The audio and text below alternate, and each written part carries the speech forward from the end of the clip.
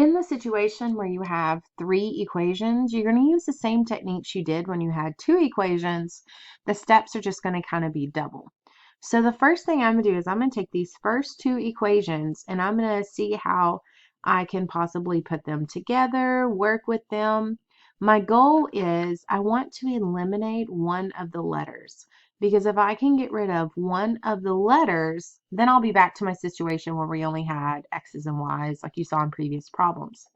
So looking at just the first two equations, I see already that it looks like the Y's are going to cancel each other out by elimination if I add these two together. So that seems like the easiest course of action, so that's where I'm going to start. When I add these two together, these two go away and I get negative 6x, 5, and then this is a 1, so I get plus 4z is equal to 34 plus negative 12, which gives me a positive 22. So now I have this new equation with two variables. So my hope is I'm going to see if I can make a combination with this third equation, possibly get down to x and z, and then again, we'll be back in the case of the other problems we solved where we have two variables, two equations. So now I'm going to take the last two equations, I'm going to analyze what's going on in those equations and see if I can use elimination or substitution in order to get rid of one of the letters. And hopefully I want to get rid of that y. So I can see that these two y's are both a positive 4. So I'm going to multiply everything in the bottom one by negative. I could have chose the top. I just picked the bottom. And if I do that, I get negative 8x minus 4y plus 6z equal to positive 44. It just changed all the signs. But my hope was now when I add this first equation with my new third equation here, negative 4x and negative 8x give me negative 12x. Positive 4y and negative 4y cancel. That was my goal. This is a negative 1z and positive 6z, so that's 5z.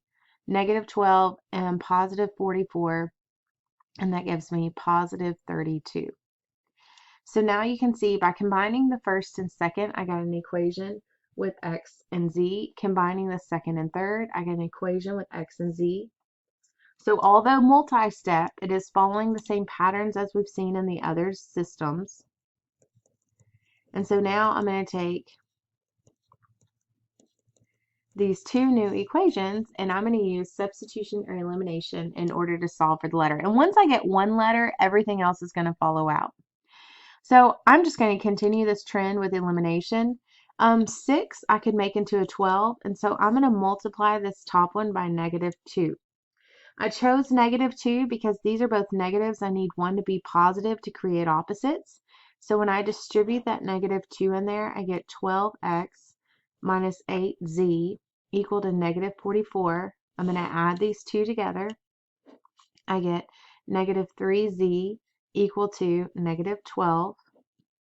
Solving for z, I get z to be positive 4. Now that I have z to be 4, my whole goal is to solve the system and get my three variables here. So I've got negative 4, positive 4. Now that I have z, I'm going to take this z and plug it back into one of my previous equations to find x. I'll just use this one on the left because I have room over here. So I'm going to say negative 6x plus 4z equal to 22. And it doesn't matter which one I plug it into because this z is going to work for everything in our system. We're trying to find one answer that works for all of them. So I'm going to take that 4 and I'm going to plug it in over here. So I get negative 6x plus 4 times 4 equal to 22. Negative 6x plus 16, and you probably have it from here, just solving for a single variable. So minus the 16, I get negative 6x equal to 6, and divide by negative 6. So x is equal to negative 1. So I'm going to go ahead and come back up here. We're almost done. I have negative 1, I have positive 4. Now that I've used all this information to find x and z, I'm going to go back up to one of my original equations in order to solve for y. And I'm going to plug in negative 1 for x and 4 for z.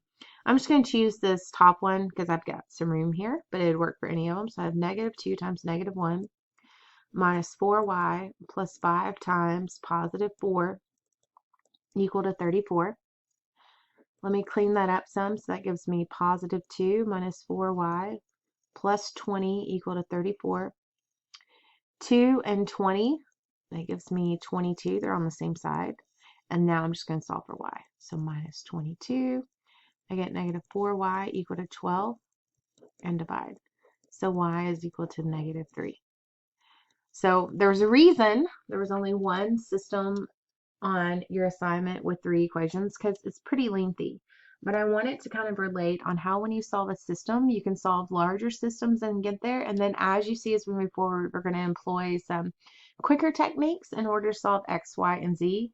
But the algebra mechanics behind it is everything you've been doing, although definitely more steps.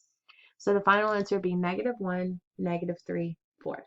So I hope this helps with solving a system, but again, know that there is hope because the techniques we're going to do in the sections to come are going to give us ways to solve a system like this much quicker and easier and using a little bit of technology. So let me know if this helps.